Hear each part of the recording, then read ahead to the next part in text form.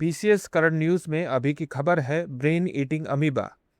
चलिए सबसे पहले देखते हैं कि इस पूरे टॉपिक पर किन बिंदुओं के अंतर्गत चर्चा होगी। सबसे पहले जानेंगे कि ये पूरा टॉपिक चर्चा में है, उसके बाद जानेंगे ब्रेन ईटिंग अमीबा के बारे में, फिर ब्रेन ईटिंग अमीबा के लक्षणों के बारे में जानेंगे और फिर होगा आपके लिए एक अभ्यास प्रश्न। हाल ही में 2025 में केरल में 61 मामलों में 19 लोगों की मौत हो चुकी है और मौत की वजह ब्रेन ईटिंग अमीबा बताई गई है। पहले ये मामले कुछ जिलों तक सीमित थे, अब पूरे राज्य में अलग अलग जगहों पर आ रहे हैं। यह संक्रमण नेग्लेरिया फाउलेरी से होता है, जिसे आमतौर पर ब्रेन ईटिंग अमीबा कहा जाता है। हालांकि यह दुर्लभ है, लेकिन यह मस्तिष्क संक्रमण अक्सर जानलेवा होता है। चलिए अब जानते हैं ब्रेन ईटिंग अमीबा के बारे में।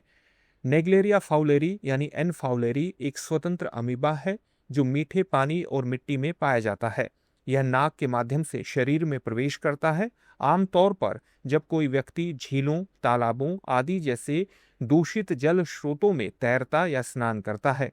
रोग नियंत्रण एवं रोकथाम केंद्र के अनुसार ब्रेन ईटिंग अमीबा के जोखिम कारकों में शामिल हैं ताजे पानी के संपर्क में आना, धार्मिक अनुष्ठानों के दौरान धुआं, अमीबा नाक के अंदर पहुंचने के बाद एन फाउलेरी घ्राण तंत्रिका के माध्यम से मस्तिष्क तक पहुंचता है, मस्तिष्क के ऊतकों को नष्ट करता है और सूजन पैदा करता है। चलिए अब जानते हैं ब्रेन ईटिंग अमीबा के लक्षणों के बारे में। ब्रेन ईटिंग अमीबा के लक्षण आमतौर पर 3 से 7 दिनों के भीतर दिखाई देते हैं और इनमें शामिल हैं बुखार, सिर दर्द, उल्टी, मति भ्रम, दौरे और गंध या स्वाद में बदलाव। सीडीसी के अनुसार लक्षण शुरू होने के 5 दिनों 1 से 18 दिनों की सीमा के भीतर आमतौर पर मृत्यु हो जाती है। एक रिपोर्ट के अनुसार दुनिया भर में पीएएम की मृत्यु दर लगभग 97% है। बता दें कि भारत में ब्रेन ईटिंग अमीबा का पहला मामला 1971 में सामने आया था। चलिए अब देखते हैं इससे जुड़े हुए अभ्यास प्रश्न को।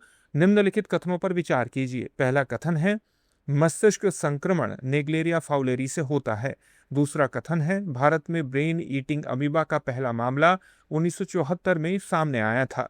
उपर्युक्त में से कौन सा या से कथन सही है या है? आपके सामने ऑप्शंस हैं, केवल एक, केवल दो, एक और दो दोनों, न तो एक और न ही दो। इस प्रश्न का उत्तर आप हमें कमेंट बॉक्स में कमेंट करके जरूर दीजिए। धन्यवाद।